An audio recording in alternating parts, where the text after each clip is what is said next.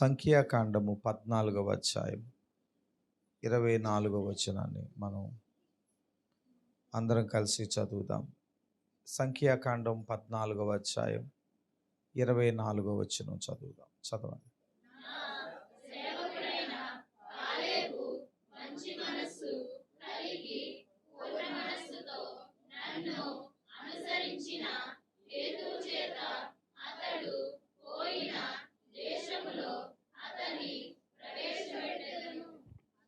సాక్షాత్తు దేవాది దేవుడే ఒక మనిషి గురించి చెప్తున్న సాక్ష్యం చూడండి. నా సేవకుడైన కాలేబు మంచి మనసు కలిగి పూర్ణ మనసుతో నన్ను అనుసరించిన హేతువు చేత అతడు పోయిన దేశములో అతన్ని నేను ప్రవేశపెడతాను. కాలేబు అనే ఒక వ్యక్తి గురించి దేవుడు ఈ ఉదయకాలం మనతో మాట్లాడాలనుకుంటున్నారు. కాలేబు అనే ఈ వ్యక్తి బైబిల్ గ్రంథంలో ఇప్పుడు మనం చదువుకున్నటువంటి ఈ వ్యక్తి పుట్టుక నుండి గొప్పవాడేమి కాదు. ఇతను 85 సంవత్సరాల వరకు జీవించినట్టు బైబిల్ గ్రంథంలో మనం చదువుతున్నాం.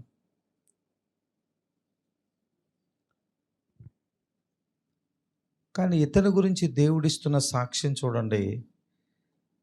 నా సేవకుడైన కాలేబు మంచి మనస్సు కలిగి పూర్ణ మనస్సుతో నన్ను అనుసరించాడు అని దేవుడు సాక్ష్యం చెప్తున్నాడు. ఈ ఉదయకాలం దేవాది దేవుడు మన గురించి ఎలాంటి సాక్ష్యం చెప్పాలి? నీ గురించి సాక్ష్యం చెప్పాలంటే దేవుడు ఏమని సాక్ష్యం చెప్తాడు? మంచి మనస్సు కలిగి పూర్ణ హృదయముతో నన్ను వెంబడించింది నా బిడ్డ అని దేవుడు నీ గురించి నా గురించి సాక్ష్యం చెప్పాలి. బైబిల్ గ్రంథంలో ఆదాము 935 సంవత్సరాలు బ్రతికాడు. ఎన్నేళ్ళండి? 935 సంవత్సరాలు బ్రతికాడు. అంటే ఇంచుమించుగా ఇంకొక 60 కలిపితే రౌండ్ ఫిగర్ 1000 సంవత్సరాలు అవుతాయి. ఇంచుమించుగా 1000 సంవత్సరాలు బ్రతికిన ఆదాము గురించి దేవుడు కొన్ని మాటలే చెప్పాడు. దేవుడు ఆదామును సృజించెను, ఆదామును దేవుడు శపించెను, ఆదామును దేవుడు వెళ్ళగొట్టెను. 930 సంవత్సరాలు 930 సంవత్సరాలు బ్రతికిన ఆదాము గురించి దేవుడికి చెప్పుకోవటానికి ఏమీ లేవు. ఏం చేసావు ఆదాము? నా భార్య మాటిని నువ్వేం చేయొద్దన్నావు అది చేశాను నాయన. నువ్వు వెళ్ళగొట్టేసావుగా తోటలో నుండి, వెళ్ళిపోయాను. పిల్లల్ని కన్నాను, కొడుకుల్ని కన్నాను, కూతుర్ని కన్నాను, చచ్చిపోయాను. బ్రతికాడు 935 సంవత్సరాలు బ్రతికాడు. కానీ ఏమి లాభం? ఏం చేశాడు ఆదాము? ప్రార్థన చేసినట్టు బైబిల్లో ఎక్కడ రాయబడలా, మోకాళ్ళు ఊనినట్టు ఎక్కడ రాయబడలా, దేవునికి బలులు అర్పించినట్టు ఎక్కడ రాయబడలా, దేవుణ్ణి ఆరాధించినట్టు ఎక్కడ రాయబడలా, దేవునిని వెంబడించినట్టు ఎక్కడ రాయబడలేదండి. మరి ఏం చేశాడు ఆదాము? ఏమో, దేవునికి ఇష్టమైన ఒక్క పని కూడా చేయలా. అందుకే దేవుడు తన గ్రంథంలో ఆదాము గురించి ఎక్కడ ప్రస్తావించలేదు. కానీ కాలేబు అలా కాదు. ఆయన బ్రతికింది చాలా కొద్ది కాలమే, మనలాగే. ఆయన జీవితం ఆదాములాగా దేవుని కుమారుడుగా పిలువబడిన వాడు కాదు. ఆదాములాగా దేవుడు తన చేతులతో చేసిన వ్యక్తి కాదు. కాలేబు అనే మాటకి కుక్క అని అర్థం. కుక్క. మీ పిల్లలకి ఎవరైనా ఈ పేరు పెట్టారా? చెప్పండి. మీరు మామూలు మాట్లాడకుండా ఉంటే నాకు 2 అర్థం అవుతాయి. అయితే మీది దేశమైనా అయ్యకుండా ఉండాలి, లేదా మీకు ఏదైనా ఇప్పుడు నేను దయ్యాలు వెళ్ళగొట్టే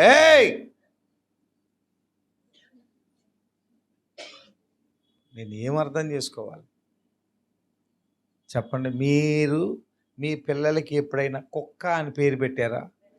చెప్పండి. అమ్మయ్య, బతికే ఉన్నారు, దేవుని స్తోత్రం. ఎందుకంటే ఈ మధ్య కరోనా వచ్చిన దగ్గర నుండి కళ్ళల్లోంచి పోతుందంట ప్రయాణం. ఎక్కడి నుంచి?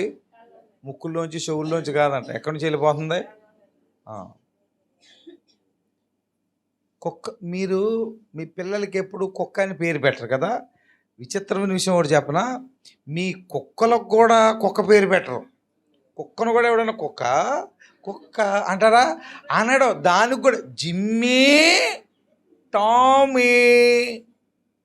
కుక్కలకు కూడా మంచి మంచి పేర్లు నెట్లో ఎతికి పెడతారు. ఒకడైతే నాకే ఫోన్ చేస్తాడు, అయ్యగారు ఒక మంచి పేరు చూడండి మా పప్పికి, మా కుక్క పిల్లకే.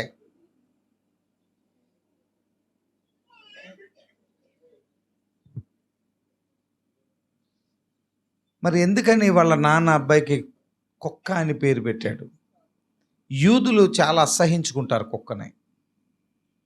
నేను ఇజ్రాయెల్ దేశంలో చూసినప్పుడు పిల్లులు వాళ్ళ ఇళ్ళల్లో పెంచుకోవటం ప్రేమతో చూశాను, కానీ కుక్కల్ని పెంచుకోవటం చూడలా. కుక్కల్ని వాళ్ళు అసహించుకుంటారు. మరి ఎందుకు వాళ్ళ నాన్న కాలేబుకి కుక్క అని? బహుశా తర్వాత బైబిల్ గ్రంథంలో ఎవరికీ పేరు పెట్టబడలేదు. ఒక హీనమైన జంతువు, నీచమైన జంతువు పేరు ఎందుకు పెట్టాడు వాళ్ళ నాన్న? ఈ కాలేబు యొక్క తండ్రి యెఫున్నె అనే ఈయన, వాళ్ళ అమ్మ అజూబా మారు తండ్రి. కాలేబును కన్న తర్వాత కాలేబు సొంత అసలు తండ్రి చనిపోయాడు. చనిపోయిన తర్వాత ఈ కాలేబు తల్లికి మరొక పెళ్లి చేశారు. రెండవ తండ్రి వచ్చాడు. పిల్లలు కంటున్నారు. తనకు పుట్టిన పిల్లలకి మంచి పేర్లు పెట్టాడు.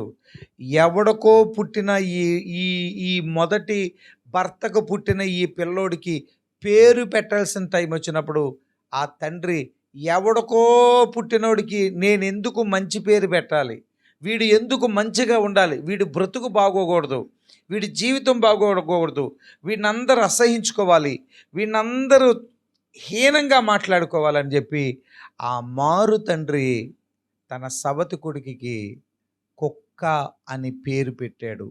హీబ్రూ భాషలో కాలేబు అంటే కుక్క. చిన్నప్పుడు నుండి ప్రజలందరి చేత అపహాస్యం చేయబడుతూ, హేళన చేయబడుతూ పెరిగి పెద్దవాడయ్యాడు కాలేబు. ఒకరోజు కోటానికి రాలేదు. ఎరా కాలేబేడ్రా, బరకాలే లేదు, చాపలే లేదు, మోషే పాస్టర్ గారు అడిగారు. అందరూ వాడిని కుక్క కుక్క కుక్క అంటున్నారని, కుర్రోళ్ళందరూ ఏడిపిస్తున్నారని వాడు బాగా మనసులో బాధపడి ఇంటి దగ్గరే ఉన్నారని చెప్పారు. మోషే వెళ్ళారు. వాడు దిగాలుగా కూర్చొని ఉన్నారు. ఎరా ఎందుకు ఏడుస్తున్నావు? అందరూ నన్ను కుక్క కుక్క అంటున్నారు అయ్యగారండి. అందరూ అరే ఎందుకురా కుక్క పేరు పెట్టుకున్నావు అంటున్నారండి అని ఏడ్చాడు. అప్పుడు మోషే కాలేబును చేరదీసి ధైర్యపరిచి చెప్పాడు, అధైర్యపడొద్దు, దిగులు పడొద్దు, నీ పేరు కుక్క అని పెట్టబడిన అధైర్యపడొద్దు, కానీ నువ్వు ఎవ్వరూ లేని కుక్కవు కాదు, యజమాని ఉన్న కుక్కవు. నువ్వు, నీకొక యజమాని ఉన్నాడు, నిన్ను ప్రేమతో చూసుకునే ఒక యజమాని ఉన్నాడు, భయపడకో.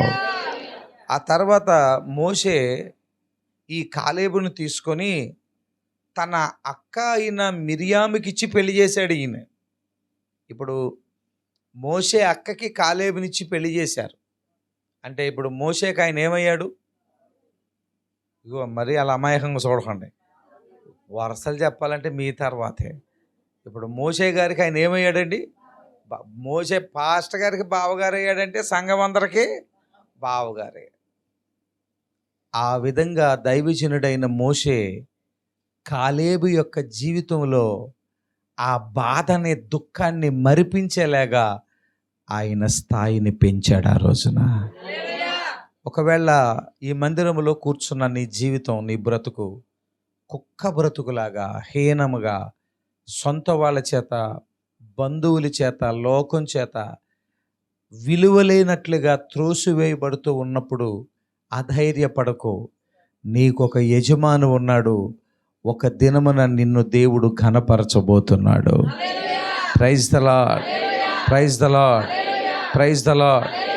కాలేబు గురించి ప్రభువు చెప్పిన మాట ఏంటంటే, నా సేవకుడైన కాలేబు పూర్ణ మనసుతో నన్ను అనుసరించాడు. నా పూర్ణ హృదయముతో కీర్తింతును నా యేసుని. పూర్ణ మనసు అంటే ఏంటి అర్థం? పూర్ణ మనసు అంటే ఏంటి అర్థం? ఇప్పుడు నేను మీకు ఒక మాట చెప్తాను, అప్పుడైనా మీకు అర్థమవుతుంది. నేను కడుపు నిండా తిన్నాను అన్న దానికి మనము షార్ట్కట్లో ఒక మాట ఉపయోగిస్తాం మన వాడుక భాషలో. ఎక్కడ దాకా? చూసారా? అంటే ఏంటి అర్థం? పీకల దాకా అంటే ఏంటి అర్థం? ఇంక నువ్వు ఏం పెట్టినా లోనకి వెళ్ళదు. కొంతమంది ఉంటారు కొయ్యి కడుపుడు, మాయ కడుపుడు. ఇక్కడ బిర్యానీ తింటాడు, ఇంటికి వెళ్ళాక మళ్ళీ బజ్జీలు తింటాడు, సెంటర్కి వెళ్ళి నూడిల్స్ తింటాడు, మళ్ళీ ఇంటికి వచ్చి మళ్ళీ ఏమి లేదా అంటాడు.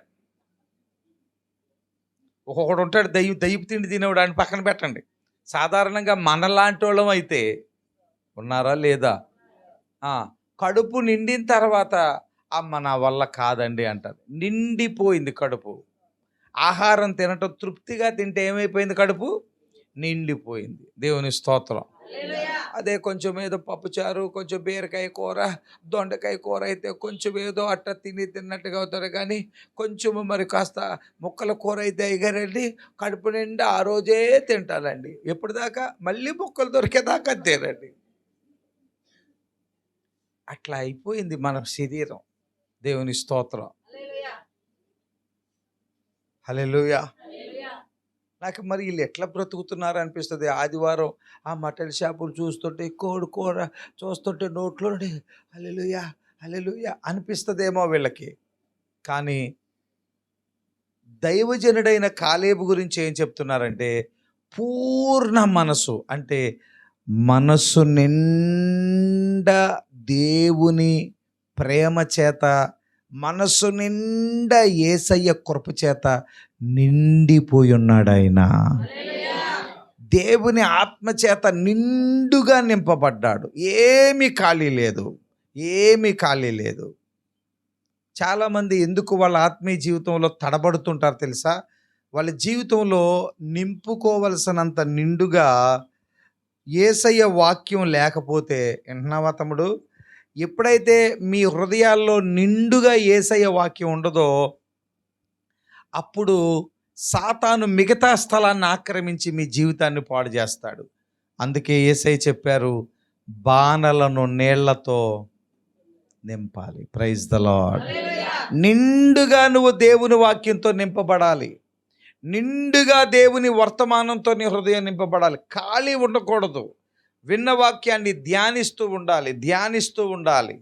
దేవుని వాక్యాన్ని చాలామంది ఫోన్ తీసుకొని ఫేస్బుక్లో, ఇన్స్టాగ్రామ్లో సెర్చ్ చేస్తూ ఉంటారు, వీడియోలు చూస్తూ ఉంటారు, వెతుకుతూ ఉంటారు. గంటల తరబడి సమయాన్ని వృధా చేస్తున్నారు. ఇదిగో ఫేస్బుక్ 2009 సంవత్సరం నుండి వచ్చింది. అంతకుముందు ఏ బుక్ ఉందో నీ మొహానికి? ఇదిగో ది బుక్. ఇది బుక్, ది బుక్ అంటారు దీన్ని. బైబిలు గ్రంథం.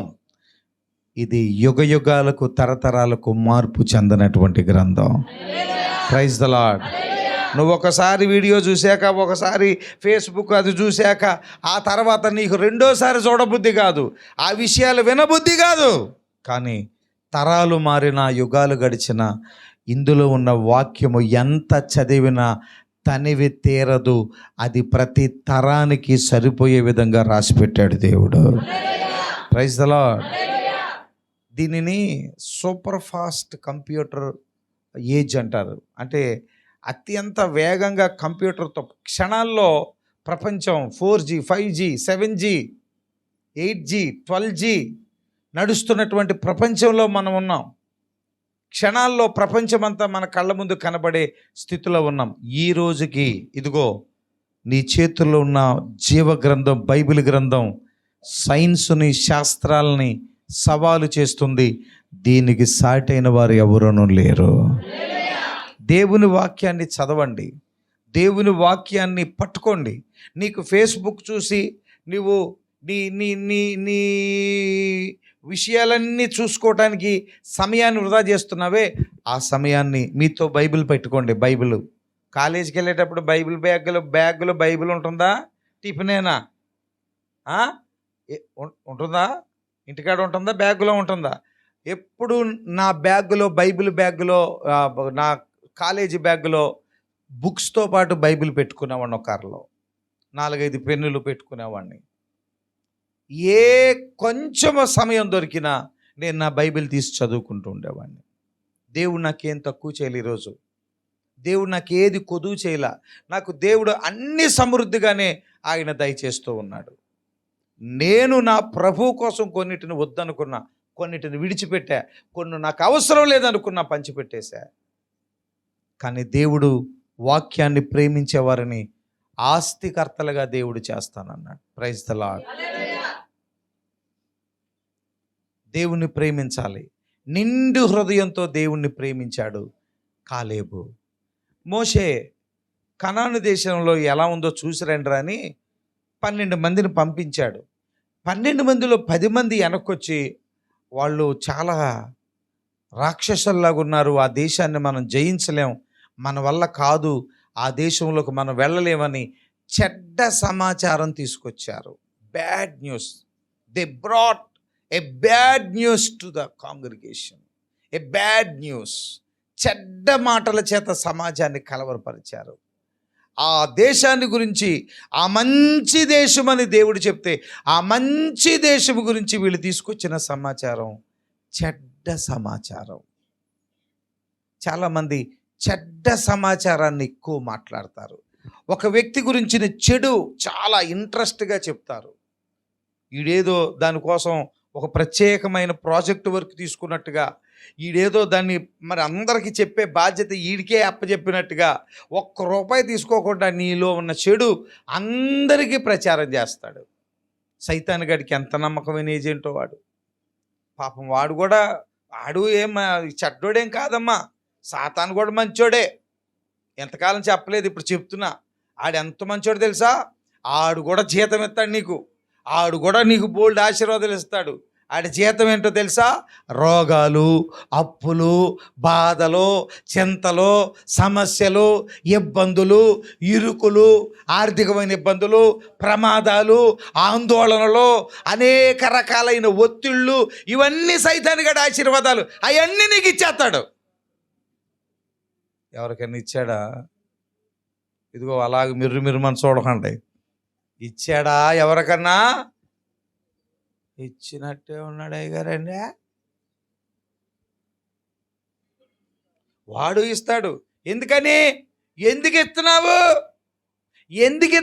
రా సైతానుగా అని నేను ఆయన అడిగితే, రాత్రి అడిగితే అన్నాడు, నువ్వు వెళ్ళి మీ సంఘ వాళ్ళని అడుగో. వాళ్ళు నా కింద ఉద్యోగం చేస్తున్నారు. వాళ్ళు మరి నా కింద ఉద్యోగం చేసినప్పుడు నేనేం చేయాలి? వాళ్ళకే ఎరా అర్థమవుతుందా? ఒక్కునికి తీస్తున్నాం ఈ లోపల. అందుచేత నువ్వు చెడ్డ సమాచారంతో నీ హృదయాన్ని నింపుకోవద్దు. నిండు హృదయముతో దేవుని వాక్యాన్ని నింపుకోవాలి. నా పూర్ణ హృదయముతో కీర్తింతును నా యేసుని, నా పూర్ణ హృదయముతో.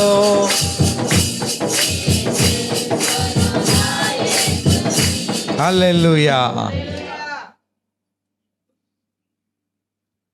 ఏ విధమైనటువంటి ఆందోళనకి, ఎటువంటి అవిశ్వాసానికి ఆయన హృదయంలో తావులేదు. 10 మంది చెడ్డ సమాచారం చెప్పారు, కానీ కాలేబు నిలబడి అంటున్నాడు, అన్నా మీరు చెప్తుంది తప్పు, దేవుడు మనకి ఆ దేశాన్ని ఇస్తానన్నాడు, తప్పకుండా ఇస్తాడు. వారు ఎటువంటి వారైనా, ఎలాంటి బలవంతులైనా, అది ఎంత కష్టమైనా మనము దానిని స్వాధీనపరచుకోబోతున్నాము, జయించబోతున్నాము, ఆశీర్వదించబడబోతున్నాము, దీవించబడబోతున్నాము. ఆ సొత్తు మనకే దేవుడు ఇవ్వబోతున్నాడు.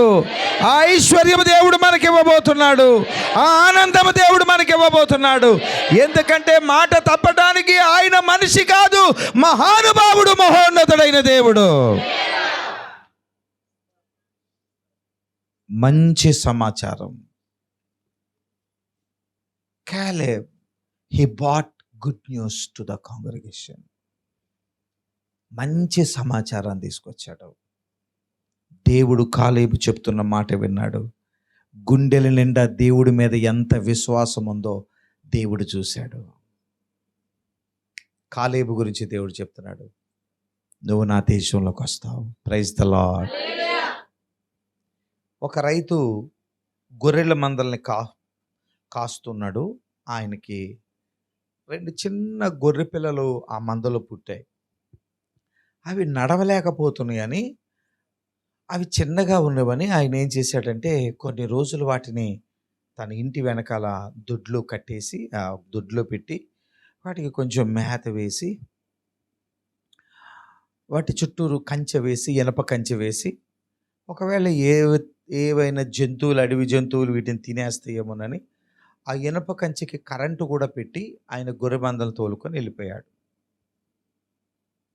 ఈ 2 గొర్రె పిల్లలు ఆ కంచె లోపల ఉండగా వాటిని తినడానికి అడవిలో నుండి తోడేళ్ళు వచ్చాయి. తోడేళ్ళు వచ్చి ఆ కంచె లోపలికి దూరుతుంటే ఆ తోడేళ్ళను చూడగానే ఈ గొర్రె పిల్ల గడగడ గడగడ గడగడ వణికిపోతున్నాయి 2 గొర్రె పిల్లలు. ఇంకేముంది, ఇంకా మా పని అయిపోయిందని భయంతో అల్లాడిపోతున్నాయి. అయితే తోడేలు ఇట్లా దూరగానే ఆ కంచెలో ఉన్న కరెంట్ ఉందే, అది షాక్ కొట్టింది. షాక్ కొట్టగానే గిలగిల గిలగిల గిలగిల టమటమని చచ్చిపోయింది తోడేళ్ళు. 2 గొర్రె పిల్లలు చూశాయి. మొదటి గొర్రె పిల్ల, అమ్మో తోడేళ్ళు తినేస్తాయి చచ్చిపోతాను,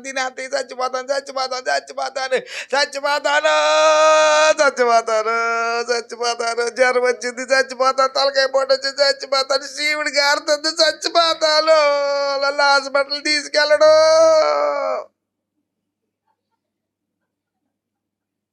చచ్చిపోతాను, నేను చచ్చిపోతాను, ఆపరేషన్ అంట, క్యాన్సర్ అంట, చచ్చిపోతాను. ఇప్పుడు చచ్చిపో.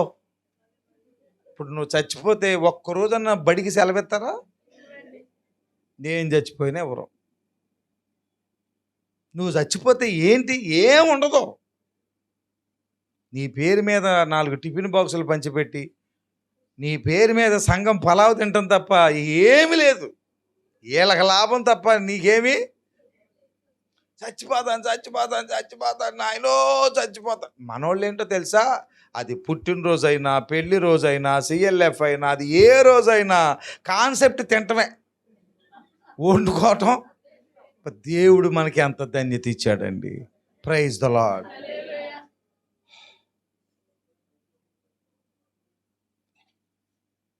ఇదేమో భయపడతంటే ఆ 2 గొర్రె పిల్ల అంటుంది, ఏయ్ ఎందుకు భయపడతా, చూసావు కదా, నిజంగా వచ్చేదైతే తినేసేది ఇద్దరిని. అది కంచె దగ్గర రాగానే ఆగిపోయిందంటే మన యజమానుడు చాలా బందోబస్తు చేశాడు. అవి రాలేకపోతున్నాయి అంటే మన మీద ప్రత్యేకమైన శ్రద్ధ ఉంది మన యజమానుడికి. ఏమోలే ఇంకింతేలే మన ఇంకింతేలే అని ఇది వనికి పోతుంది, మేత తినట్లేదు. 2వ రోజు సింహం వచ్చింది. సింహం రాగానే ఈ మొదటి గొర్రె పిల్లకి ఇంకా ఆందోళన పడిపోతుంది. చచ్చిపోతాను. ఈ 2వ గొర్రె పిల్ల మాత్రం ఏమాత్రం భయపడకుండా సింహాన్ని చూసి, హలో ఏంటి ఎలా వచ్చావు,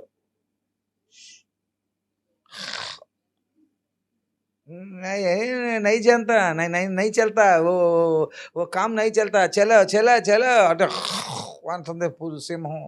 అదేసి పంజాతో కంచె మీద కొట్టగానే, కంచెలో ఏముంది, కరెంటు కొట్టగానే సింహం 4 డ్యాన్సులు వేసి అది కింద పడిపోయో పొర్లుతుంది. అప్పుడు ఈ గొర్రెపిల్ల, చెప్పాను కదా మా జోలికి రావద్దని, అలాగుంటుంది మాతో అని చెప్పి అది చక్కగా మేత తింటుంది. ఇది మాత్రం పక్కన నిన్న తోడేళ్ళు వచ్చాయి, ఈరోజు ఏమో వచ్చింది, రేపేమొస్తుందో రేపేమొస్తుందో రేపేమొస్తుందో రేపేమవుద్దో, రేపు నన్ను ఎవరు చూస్తారో రేపు నన్ను ఎవరు చూస్తారో, ఈ పెన్షన్ ఏమి చాలుతుంది.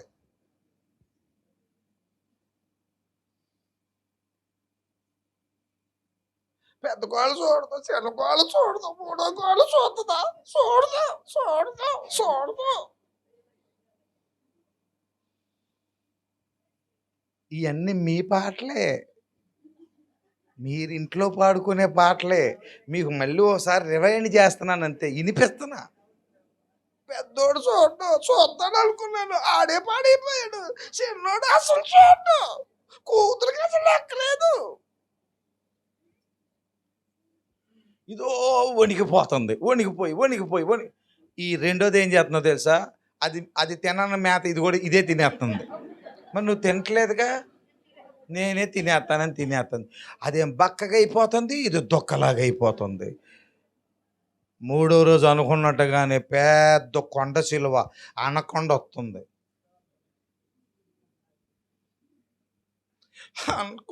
వస్తుంది అనుకున్నాను. నేను ఒకటి చెప్పనా, నాకు ఏదో ఒకటి వస్తుంది. అమ్మో ఒళ్ళు కాలుతుంది.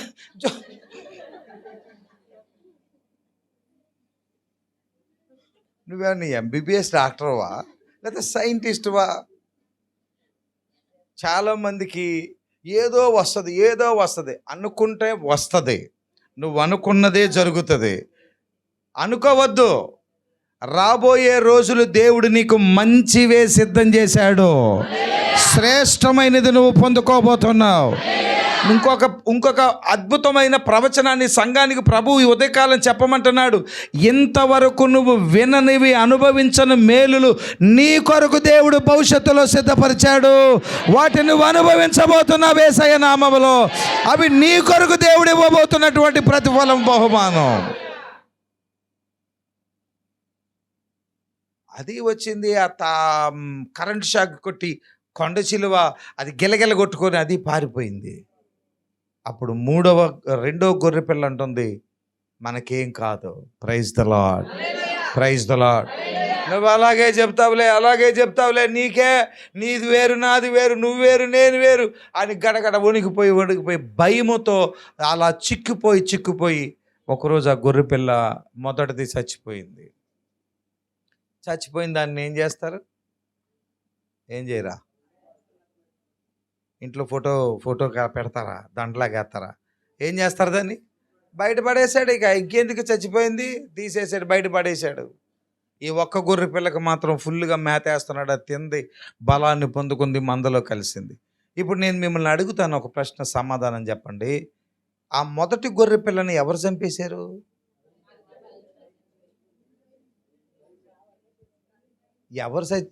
ఎవరు దానికి మ్యాప్ గీసి, ఎవరు దాన్ని మ్యాప్లు వేసి దాన్ని కాపుగా చంపేశారంటారు? ఎవరని చంపేశారా దాన్ని? ఎవరు చంపలా, మరి ఎట్ట చచ్చిపోయింది అది? దాన్ని అసలు ఏం చేయాలి? దాన్ని లేదులే, ఉంటే ఏదైనా చేద్దాం. చాలామంది ఆ మొదటి గొర్రె పిల్లలాగా జీవిస్తున్నారు. కాలేబు రెండవ గొర్రె పిల్లలు అంటాడు, నిండు గుండెలో నా దేవుడు నాకు తోడుగా ఉండగా నాకు ఏ కొదువ ఉండదు. Praise the Lord. నీ ఉండగా నే నీలలో బలము నొందెదను, నీ ఉండగా నే నీలలో జయము నొందెదను. కాలేబు నిండు మనసుతో దేవుణ్ణి వెంబడించాడని దేవుని యొక్క వాక్యంలో మనం చదువుతూ ఉన్నాం. ఈ కాలేబుని గురించి ఇంకొంచెం మనం ముందుకు వెళ్దాం. ఈ కాలేబు బైబిల్ గ్రంథంలో ఒక శ్రేష్టమైనటువంటి స్థలం కావాలని కోరుకున్నట్లు బైబిల్ గ్రంథంలో రికార్డ్ చేయబడింది. బహు అద్భుతమైనటువంటి స్థలం, a supreme place in the place of Palestine. ఒక ఉన్నతమైనటువంటి స్థలంలో ఉండాలని కాలేబు కోరుకున్నాడు. ఆయన జీవితం ఎంతో హీనంగా ప్రారంభించబడింది. కానీ ఆయన జీవితం ఎంతో ఉన్నతమైన స్థానంలో ముగించబడింది.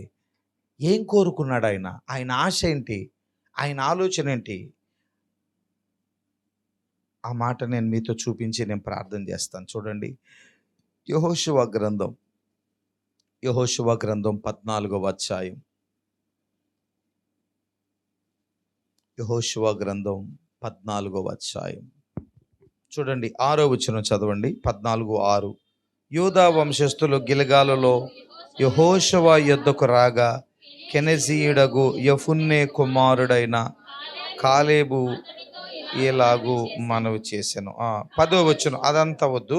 10వ వచనం, యెహోవా చెప్పినట్లు యెహోవా మోషేకు ఆ మాట సెలవిచ్చినప్పటి నుండి ఈ 45 ఏండ్లు ఆయన నన్ను సజీవునిగా కాపాడి ఉన్నాడు. ఇదిగో నేనిప్పుడు 85 ఏండ్ల వాడను. మోషే నన్ను పంపినప్పుడు నాకెంత బలముందో నేటి వరకు నాకంతే బలముంది అంటున్నాడు ఆయన. 85 సంవత్సరాల యవ్వనస్తుడు కాలేబు.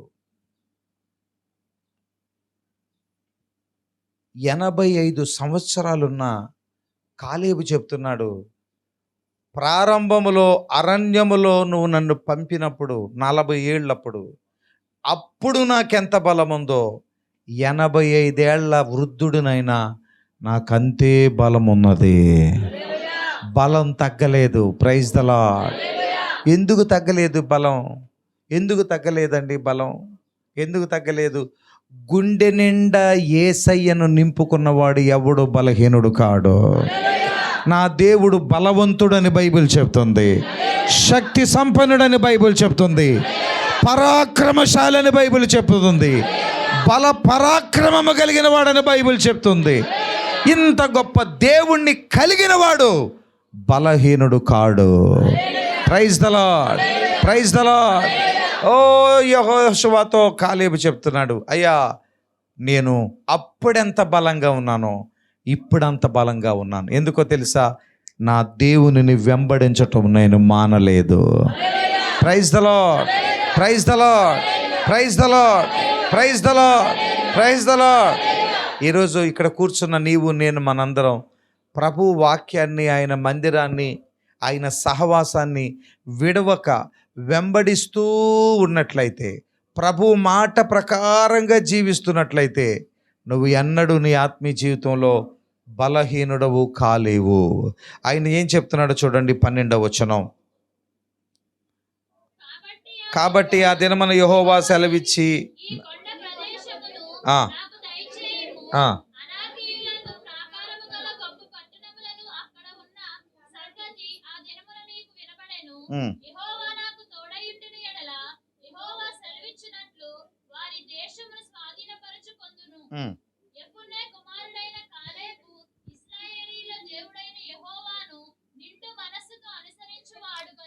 కాలేబు ఇశ్రాయేలీల దేవుడైన యెహోవాను. ఎంత అద్భుతంగా ఈ మాటలు బైబిల్ గ్రంథంలో రాయబడ్డాయి. ఎంత అద్భుతంగా అనిపిస్తుంది నాకు. కాలేబు ఇశ్రాయేలీల దేవుడైన యెహోవాను నిండు మనస్సుతో అనుసరించువాడు గనుక యెహోషువ అతనిని దీవించి అతనికి హెబ్రోనును స్వాస్థ్యముగా ఇచ్చెను. Praise the lord. 14వ వచనం, కాబట్టి హెబ్రోను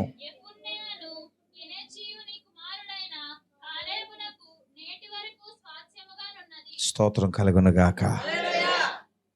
ఎప్పుడైతే కాలేబు కనాను దేశాన్ని చూసొచ్చాడో అప్పుడే మనసులో అనుకున్నాడు, నేను హెబ్రోనులో ఉండాలి. Praise the Lord. అందరూ అనండి, హెబ్రోను. బైబిల్ గ్రంథంలో ఈ హెబ్రోను అనేటటువంటి ఈ స్థలం పాలస్తీనా దేశంలో అత్యంత ఎత్తైన స్థలంలో ఉంది. సీ లెవెల్కి 3000 అడుగుల ఎత్తులో ఉంది సముద్ర మట్టానికి. ఇప్పుడు మనం ఉన్నామా? సముద్ర మట్టానికి మనం 60 అడుగులు లేదా 70 అడుగులు ఎత్తులో ఉన్నాం మనం. ఒకవేళ ఎత్తులో లేవనుకో, సముద్రం అలా ఏం చేద్దో తెలుసా? అలా వచ్చి ఇలా మనల్ని తీసుకెళ్ళిపోయేదే. అక్కడ దాకా వచ్చి వెనక్కి ఎందుకు వెళ్తుందంటే మనం ఎత్తులో ఉన్నాం, 60-70 అడుగులు ఎత్తులో ఉన్నాం. కానీ సముద్ర మట్టానికి ఈ హెబ్రోను 3000 అడుగులు ఎత్తులో ఉంది. 60 అడుగుల ఎత్తుకి 3000 అడుగుల ఎత్తుకి ఒకసారి చూడండి. అంటే ఎంత ఎత్తైన స్థలమో. అక్కడ ఉన్నారట శత్రువులు, బలమైన వాళ్ళు.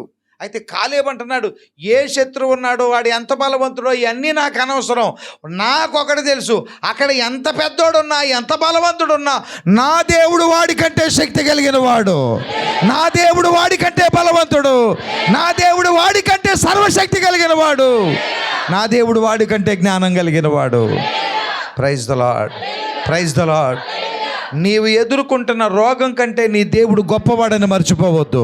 నీవు ఎదుర్కొన్న సమస్యల కంటే నీ దేవుడు గొప్పవాడని మర్చిపోవద్దు. నువ్వు ఈరోజు ఇరుక్కున్న శోధనల కంటే నీ దేవుడు బలవంతుడని మర్చిపోవద్దు.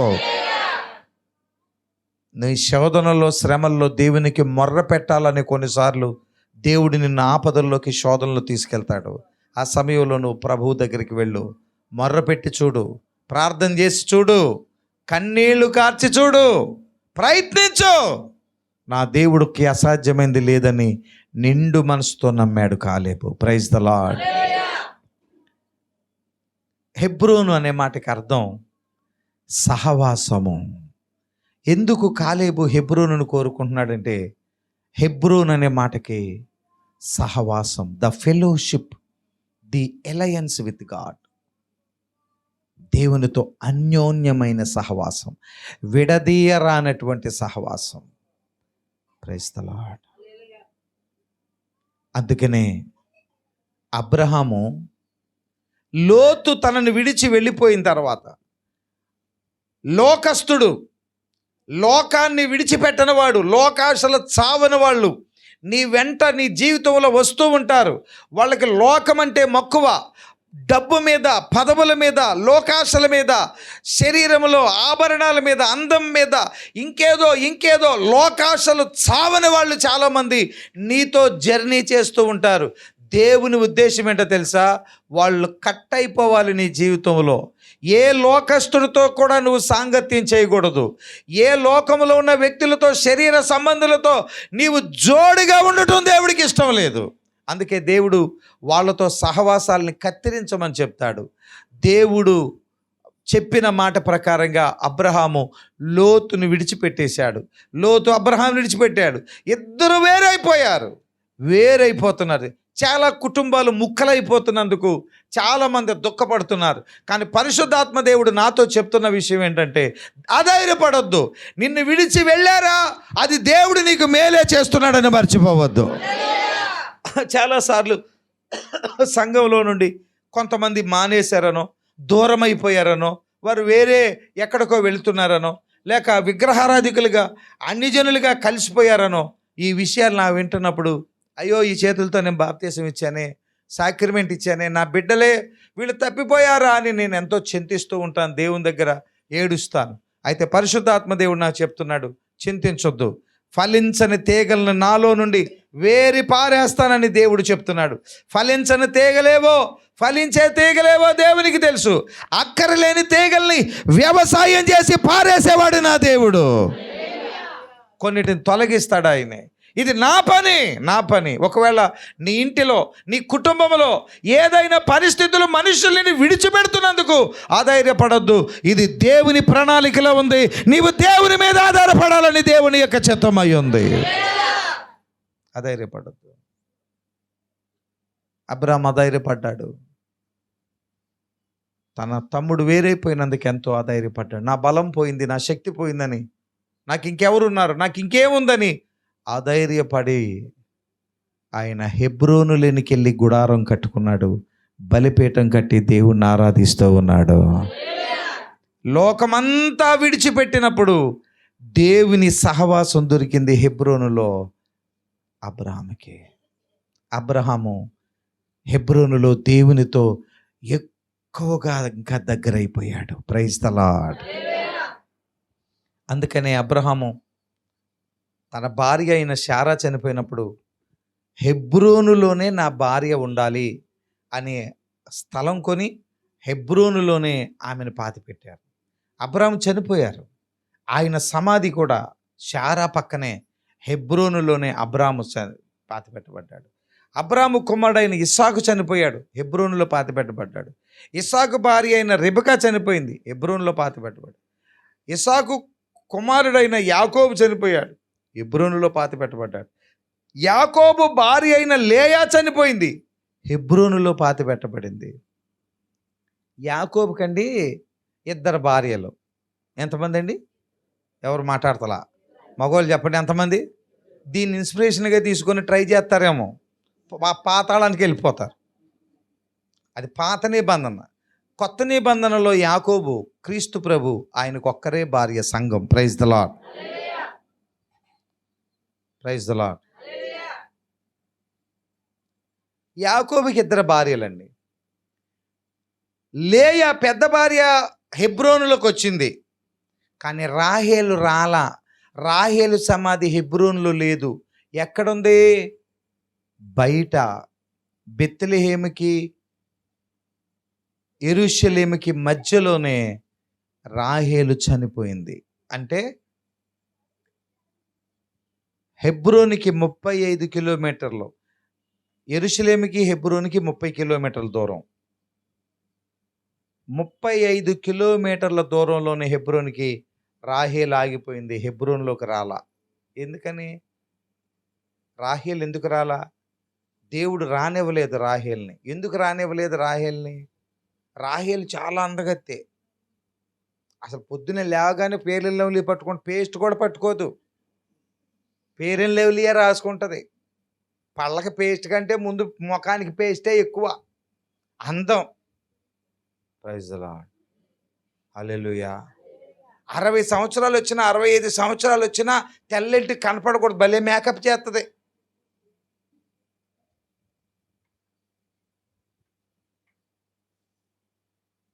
రాహేలు గురించి చెప్తున్నానమ్మా. అసలు ఎంత కాస్ట్లీ అంటే, మరి బట్టలు కానీ, మరి చెప్పులు కానీ, క్లిప్పులు కానీ, మరి చెప్పు నుండి క్లిప్ దాకా మరి ఏది కూడా పచ్చరంగు చీర కట్టిందంటే అన్ని పచ్చరంగు ఉండాల్సిందే, లేదంటే ఆడి ప్రాణం తీసేసింది. ఎవడిది? షాపోడిది కాదు, ఇంట్లో ఒకడు ఉంటాడు. అందుకనే ఒకవేళ భర్త తాగిపోయిన ఆన్లైన్లో ఆర్డర్ పెట్టేస్తుంది. రాహేలు గురించి చెప్తున్నానమ్మా నేను. నువ్వెందుకు ఊరికి తడుముకుంటున్నావు?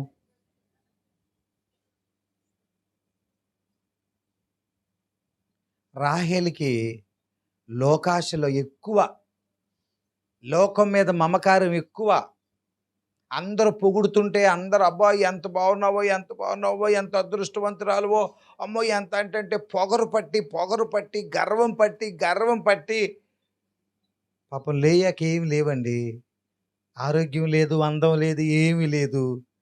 దేవుని దయ తప్ప బిడ్డకి ఏమీ లేదు.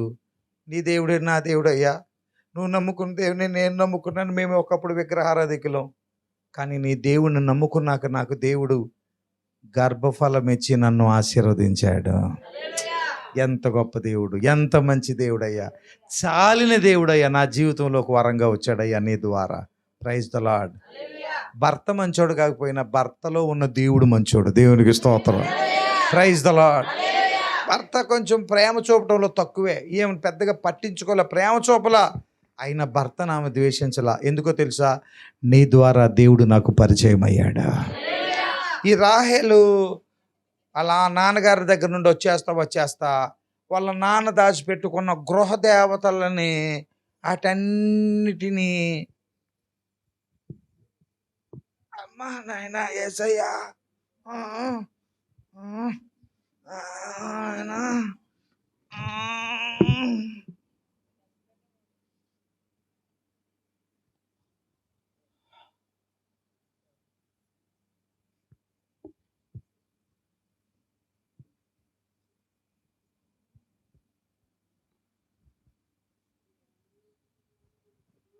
కనపడుతుంది దయలక్ష్మి? ఇప్పుడు కనపడుతుందా?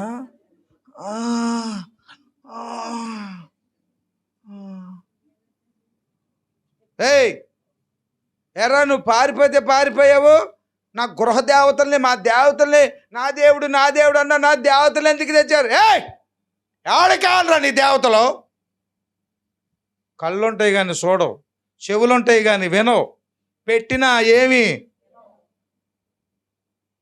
ఎందుకురా నీ దేవతలు? నాకెందుకురా? జీవం కలిగిన దేవుడు నాకున్నాడు. మరి అయితే ఎవడ ఇంటి దొంగని ఈశ్వరుడు కూడా పట్టలేడంట. మరి నా దేవతలను ఎవడు ఎత్తుకెళ్ళాడురా?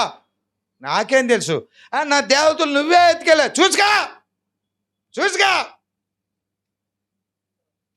Praise the lord. చూసుకో నా ఫోన్లో ఏముందో చూసుకో. Praise the lord. ఏ భర్తని ఇచ్చాడండి భార్యకి అలాగా? ఆడు ఎన్నో రకాలు ప్యాటర్న్ పాము మెలుకల్లోకి తిప్పాలాడిది. ఆడు ఏవేవో సీక్రెట్ నెంబర్లు ఉంటాయి. అది కనుక భార్య చూసిందా, ఏ పిల్లలన్న తల్లిదండ్రులకి ఇస్తారు? చూసుకో నా గుడారం చూసుకో, నా బ్రతుకు చూసుకో. Praise the lord. నా ఫోన్ ఎప్పుడు ఇడికి ఇస్తా. దీనికి లాక్కుందారా? అది తెలుసు.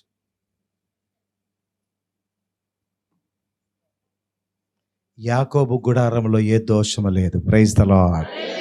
దేవుడు ముందే చెప్పాడు, యాకోబులో దోషము నేను చూడలేదు. Praise the lord. Praise the lord. యాకోబు యేసయ్యకు గుర్తుగా ఉన్నాడు. ఒక రోజున పిలాతు ముందుకు యేసయ్యను తీసుకొచ్చారు. యేసయ్యను చూసి పిలాతు తన బ్రతుకులో మొట్టమొదటిసారి చేతులు కడుక్కున్నాడు. దోషం కనబట్ల నాకు. ఈరోజు నా ప్రభు అయిన యేసుక్రీస్తులో దోషం లేదు. ఈరోజు రాహేలు, ఎందుకు రాహేలు? నీకు జీవం కలిగిన దేవుడు ఉండగా, సమృద్ధి కలిగిన దేవుడు ఉండగా ఎందుకు ఈ పాపిష్ట సొమ్ము? ఎందుకు ఈ అపవిత్రమైన దెయ్యాలు, దేవతలు? నాకు వాటా? నానా వాటాలో మగపిల్లలకైనా ఆడపిల్లలకి లేదా వాటా కోట? ఈ పనికి మళ్ళీ దానికి ఏం కావాలి ఇంకా? అయ్యారండి మాకు వస్తుందండి, 2 అడుగులు దడి అవతలకి కట్టాడండి, కోట్లకి వేసేసండి, ప్రార్థన పనికి మళ్ళీందానా?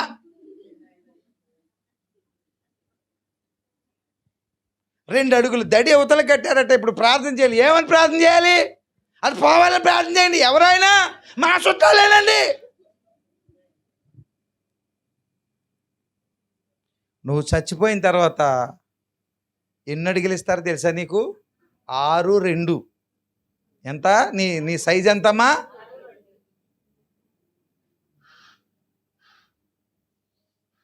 ఈ రోజున దేవుని పాదాల దగ్గర రాహేల్ని చూడండి, దాచిపెట్టుకుంది. అందరు గుడారాలు చూశారు. లేయా, డాడీ నా గుడారం కూడా చూడు. చూశాడు. రాహేల్ దగ్గరకు వచ్చాడు. అమ్మా రాహేలు కొంచెం దిగమ్మా. నేను దిగలేను డాడీ, డేట్లో ఉన్నాను డాడీ, నన్ను దించొద్దు డా. అమ్మా అయ్యో పాప, ఆడపిల్ల డేట్లో చాలా ఇబ్బంది. దిగి ఎక్కాలంటే పిల్లకి ఇబ్బంది. ఈ అమ్మ లేవు డాడీ. డాడీ నేను ఎలా కనపడుతున్నాను నీ కంటికి? ఏసాలకి ఎత్తిలాగా కనపడుతున్నావు. పెద్ద ఏసికి ఎత్తిలాగా కనపడతావు. ఎలా కనపడుతున్నావు? నీకంటే నీ భర్తే మంచోడు. ఏంటి అలా చూస్తున్నావు? Praise the lord. చాలామంది దేవుని మందిరంలోనికి వస్తారు, కానీ వాళ్ళ అంతరంగంలో ఇంకా లోకాశలు చావలా, పాపాన్ని దాచిపెట్టుకుంది. యాకోబు ఆ రోజు కోపంతో ఏమన్నాడు తెలుసా? ఎవని దగ్గర నీ దేవతలు దొరుకుతాయో వాడు బ్రతకకూడదు. ఈరోజు నీ భర్త, నీ పరలోకపు దేవుడు ఈ విధంగా మాట్లాడుతున్నాడు దేవుని మందిరంలో.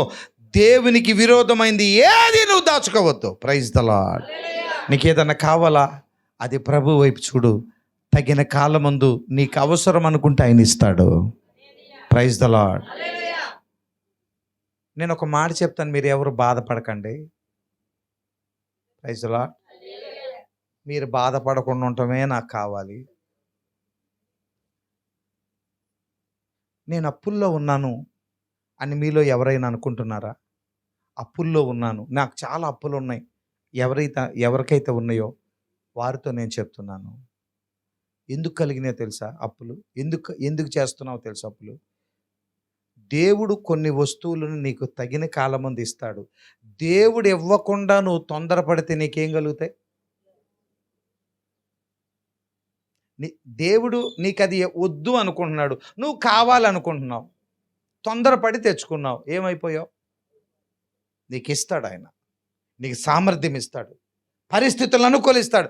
వాళ్ళనే వీళ్ళని చూడొద్దమ్మా. దావీదుని వాళ్ళ నాన్నగారు ఏ కోచింగ్ సెంటర్లో జాయిన్ చేశాడు, ఏ ఇంజనీరింగ్ కాలేజీలో జాయిన్ చేశాడు, ఏ ఐఏఎస్ కోచింగ్లో ఎక్కడ ఢిల్లీలో జాయిన్ చేశాడా, లేకపోతే ఇంకా పంజాబ్లో జాయిన్ చేశాడా, హర్యానాలో జాయిన్ చేశాడా? మరి ఎలాగయ్యాడండి రాజు దావీదు? ఏం ఎగ్జామ్స్ రాశాడు, ఏ సివిల్స్ రాశాడు, ఏ టెస్టులు రాశాడు? ఎవరు చేశారండి? ఆ దేవుడు ఇప్పుడు ఏమన్నా చచ్చిపోయాడా, బతికే ఉన్నాడు? ఆ దేవుడు ముసలోడు అయిపోయాడు అంటారా? లేకపోతే అందరికి కళ్ళు కనపడతలేదంటారా?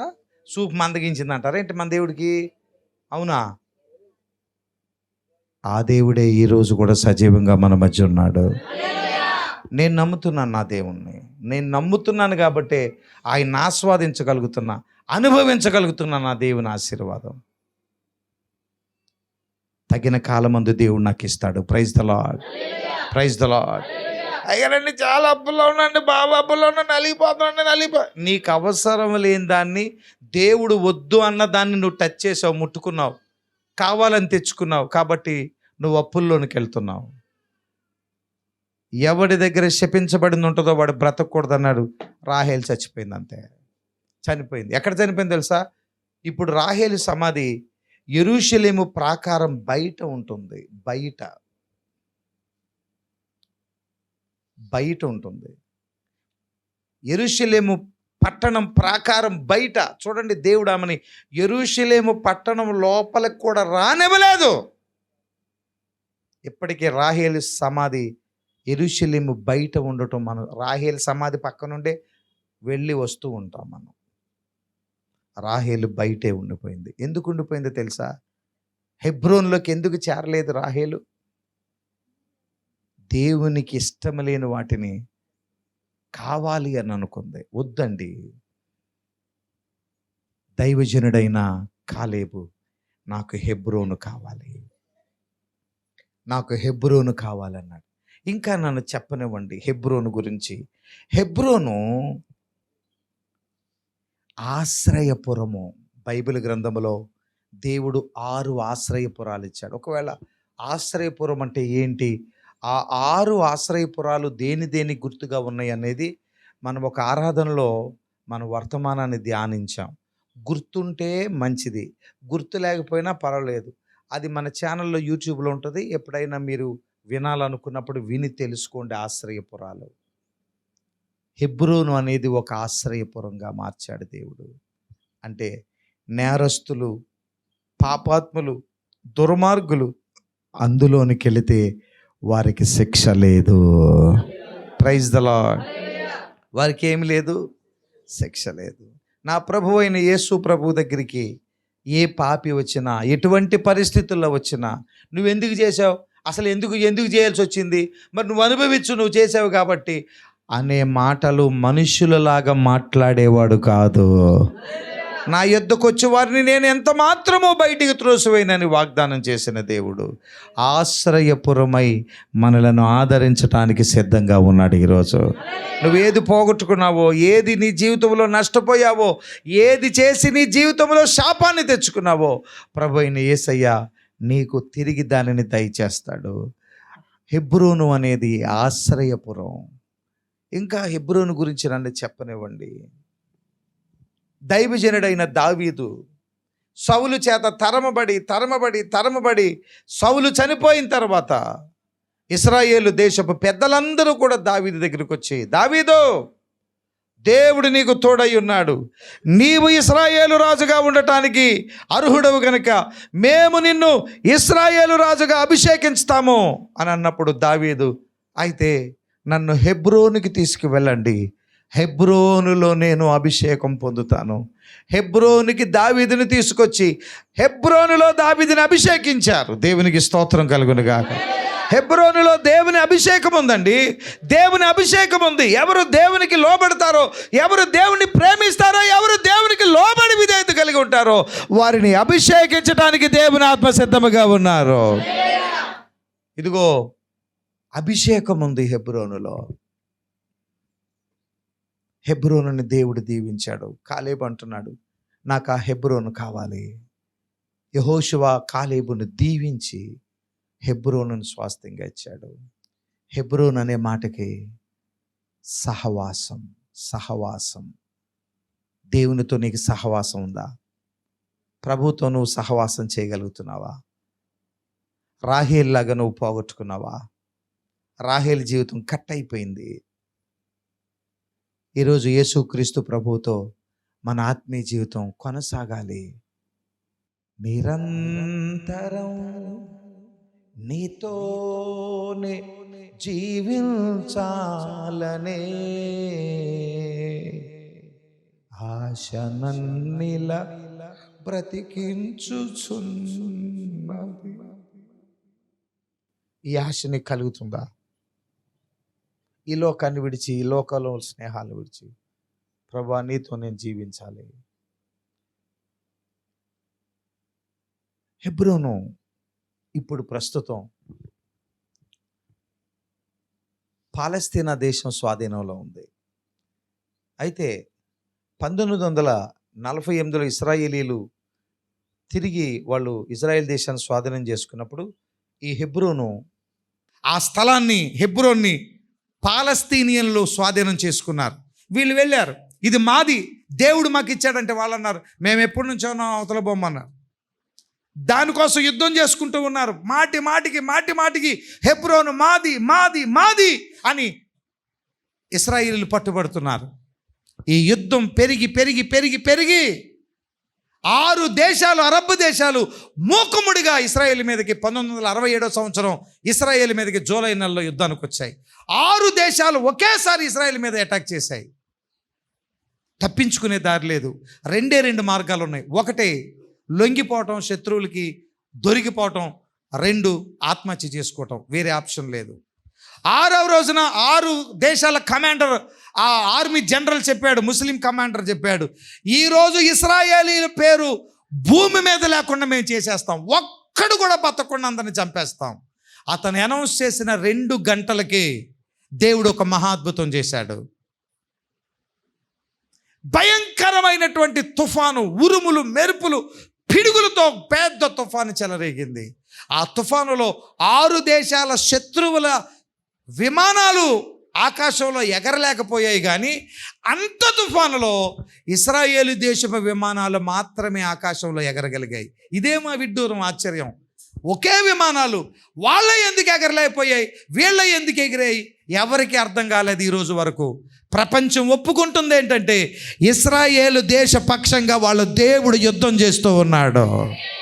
ఇశ్రాయేలు దేవుడు కొనుకడు, నిద్రపోడనేది వాస్తవము. 1967 తర్వాత మొత్తం అందరిని కొట్టిపాడేశారు ఇశ్రాయేలీలు. మొత్తం హెబ్రోన్ని స్వాధీనం చేసుకున్నారు. కానీ ఐక్యరాజ్య సమితి జోక్యం చేసుకొని ఒక పని చేయండి, సగసగం తీసుకోండి, చెరుసగం తీసుకోండి అని H1, హెచ్ అంటే హెబ్రోన్, H1 పై భాగం పాలస్తీనీలు ఉండండి, H2 అంటే 2వ భాగంలో మీరు ఉండండి అని ఇప్పుడు ఇశ్రాయేలీలకి ఆ హెబ్రోన్ని స్వాస్థ్యంగా చెరుసగం పంచుకున్నారు. చేసేదేం లేక ఒప్పుకున్నారు. కానీ ఈ రోజుకి శారా చనిపోయిన రోజున యూదులందరూ కుటుంబాలతో మూకుమ్ముడిగా హెబ్రోనికి వెళ్తారు. కారుల్లో, బండ్లలో, బస్సుల్లో. ఉదయం 6 గంటలకు వెళ్ళి చీకటి పడే వరకు అక్కడుండి హెబ్రోన్లో గడిపోస్తారు. ఏం చేస్తారు హెబ్రోన్లో? ఇప్పటికీ యూదులు వెళ్ళి హెబ్రోన్లో ఏం చేస్తున్నారు? వారు వెళ్ళి కుటుంబాలతో సహా హెబ్రోన్లో కూర్చొని దేవుని ధర్మశాస్త్రాన్ని దీక్షగా చదువుతూ ఉన్నారు. హెబ్రోను దేవుని వాక్యంతో మారుమోగిపోతుంది. ఈరోజు వాక్యంతో హెబ్రోను కన్నీళ్లతో, వాళ్ళ ప్రార్థనలతో నిండిపోతుంది హెబ్రోను. ప్రభువా, ఈ స్థలం మీరు మాకు ఇచ్చారు, కానీ మా పాపం వల్ల మేము పోగొట్టుకున్నాం, లింకు తెగిపోయింది, సగమే మేము పొందుకున్నాం, మాకు ఈ భూమిని ఇస్తానన్నావు, మేము పోగొట్టుకున్నాం, మమ్మల్ని క్షమించు, నీ సహవాసాన్ని మేము పోగొట్టుకున్నామని ఈ రోజుకి శరీర సంబంధమైన యూదులు ఆ సహవాసం కోసం హెబ్రోనులోనికి వెళ్ళి ఏడుస్తున్నారు. సహోదరా సహోదరి, హెబ్రోన్ అంటే దేవుని మందిరమే. హెబ్రోన్ అనగా దేవుని సహవాసమే. దేవునికి నీకు మధ్య లింక్ తెగిపోకూడదు, దేవునికి దూరం అవ్వద్దు. స్వాస్థ్యంగా పొందుకున్నాడు కాలేబు. ఈ మాట నన్ను ఎంత ఆకర్షిస్తుంది. స్వాస్థ్యంగా పొందాడు అంటే అది నీది. సహోదరుడా సహోదరి, ఈ దేవుని మందిరం నీకు స్వాస్థ్యంగా దేవుడు ఇస్తున్నాడు. ఈ ఆరాధన, ఈ ఆత్మీయ అనుభవం దేవుడు నీకు స్వాస్థ్యంగా ఇస్తున్నాడు, ఆస్తిగా ఇస్తున్నాడు. దీన్ని వద్దనుకోవద్దు, దీనిని తెంచుకొని బయటికి వెళ్ళొద్దు. ఒకవేళ నువ్వు పోగొట్టుకున్నావా, దేవుని సహవాసం కోల్పోయావా, ప్రభువుని అడగండి. నాకు హెబ్రోను కావాలి, నీ పాద సన్నిధి నాకు కావాలి. తలలు వంచండి, ప్రార్థన చేసుకుందాం. నిరంతరం నీతోనే జీవించాలనే ఆశనన్నిల బ్రతికించుచున్నది. ప్రభుతో చెప్తావా? నిరంతరం నీతోనే జీవించాలనే ఆశనన్నిల బ్రతికించుచున్నది.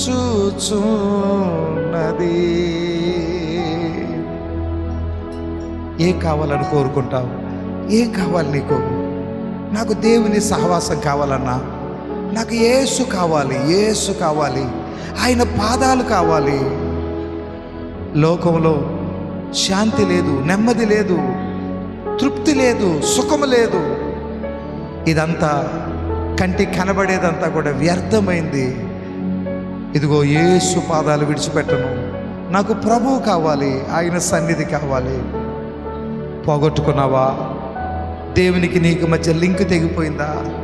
ఒకవేళ దేవుని సన్నిహితమైన సంబంధాన్ని నువ్వు కోల్పోయావా? ఎలుగెత్తడుగు, స్వరమెత్తడుగు, సిగ్గుపడొద్దు. ప్రభువా, నువ్వు నాకు కావాలయ్యా. కాలేబు వలె నువ్వు కూడా యేసు కావాలని కోరుకో, యేసయ్య సన్నిధి కావాలని కోరుకో. ప్రార్థన చేసుకుందాం.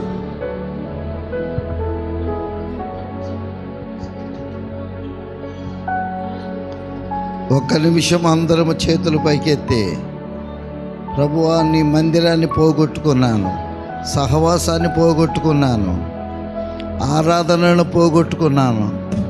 ప్రభువా, నన్ను క్షమించండి. నీ సహవాసాన్ని పోగొట్టుకోను, నీ పాదాలను పోగొట్టుకోను, నీ వాక్యాన్ని, నీ మందిరాన్ని పోగొట్టుకోను.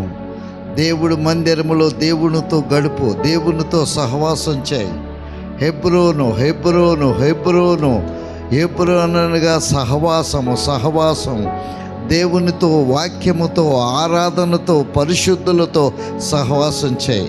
ఒక్కసారి చేతుల పైకెత్తి, యేసయ్యా నన్ను క్షమించు నాయనా. ఈ 9 నెలల్లో ఎన్నో వారాలు పోగొట్టుకున్నాను.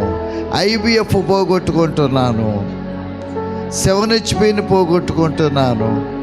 ఈ లోకమే, డబ్బే, బంగారమే, సంపాదనే అనుకుంటున్నాను. ప్రభువా, నువ్వు నాకు కావాలి, నీ పాదాలు కావాలి. నీ మందిరాన్ని పోగొట్టుకోను, ఇక నుండి నేను పోగొట్టుకోను. చేతులెత్తి, ఎలుగెత్తి, ఎలుగెత్తి, యేసయ్యా, యేసు, కేకవేయ్, కేకవేయ్. యేసయ్య పాదాల దగ్గర కేకవేయ్. దేవా, నేను ఇక నుండి పోగొట్టుకోను. నా రాబడులు, నా కూలి పోగొట్టుకుంటాను, నా బంధువులు, చుట్టాలను పోగొట్టుకుంటాను, సహవాసాన్ని పోగొట్టుకోను. దేవునితో రాజీపడు. దేవుని దగ్గర చేతులెత్తి ప్రార్థన చేయి. ఒక్క నిమిషం ఎవ్వరు మౌనంగా ఉండొద్దు. సైతాన్ గాడికి చోటునివ్వద్దు. పెదాలు విప్పు, మనసు విప్పు, నోరు విప్పు, ప్రార్థన చేయి. సరదాగా వాక్యం వినొద్దు, దేవునికి దూరం కావద్దు, దేవునికి దూరం కావద్దు. హెబ్రోనులో లోతు దూరమయ్యాడు, భ్రష్టుడైపోయాడు. హెబ్రోనును కోరుకున్నాడు, అబ్రాము హెబ్రోను కోరుకున్నాడు. దేవా, నీ పాదాలను కోరుకుంటాను, నీ మందిరాన్ని కోరుకుంటాను, నీ వాక్యం కావాలి, నేను ఏది పోగొట్టుకోను, ఏది పోగొట్టుకోను. చెబుతావా? పేదాలు వెప్పి, పేదాలు వెప్పి, పేదాలు వెప్పి, మోకాళ్ళ మీద చేతుల పైకెత్తి. ఎన్నో సంవత్సరాలు 100 రోజుల ప్రార్థన పోగొట్టుకున్నావు. 1 గంట 2 గంటలైనా దేవుని పాదాల దగ్గర రా. నీ పనులన్నింటిలో దేవుడు సహాయం చేస్తాడు. ఆశీర్వాదం ముఖ్యం, ఆస్తి ముఖ్యం కాదు, డబ్బులు ముఖ్యం కాదు, రాబడులు ముఖ్యం కాదు. ప్రాణమిచ్చిన దేవుడు ఏమి తక్కువ చేస్తాడు? ప్రాణమిచ్చిన దేవుడు. పరలోకపు తండ్రిని పోగొట్టుకోవద్దు. మిక్కిలి ప్రేమ సంపూర్ణుడైన తండ్రి, నీ బిడ్డల మోకాళ్ళ మీద పశ్చాత్తాపముతో, యేసు నువ్వు కావాలి, నీ వాక్యం కావాలి, నీ మందిరము కావాలి, నీతో సహవాసం చేస్తాను, మనుషులతో, మంచాలతో, నిద్రతో నేను గడపను నాయనా, నీ పాదాల దగ్గర గడుపుతాను నాయనా. నువ్వు కావాలి అనే ఆశతో ప్రార్థన చేస్తున్న బిడ్డలందరినీ కనికరించండి, కనికరించండి, కనికరించండి. క్షమించండి, క్షమించండి. యేసయ్య నామములో స్తుతి చెల్లించి వేడుకొంచున్నాం తండ్రి. మన ప్రభు అయిన యేసుక్రీస్తు ప్రభు కృపయు, తండ్రి అయిన దేవుని ప్రేమయు, పరిశుద్ధాత్మ దేవుని యొక్క శక్తి, ఆయన పిల్లలమైన మనందరికీ, యేసయ్య సహవాసాన్ని, ఆయనతో గడుపుట, ఆయనతో ఫ్రెండ్షిప్ చేయుట కోరుకుంటూ ఉన్న ఒక్కొక్క బిడ్డకు నిండైన కృప నిత్యము తోడై ఉండి నడిపించును గాక.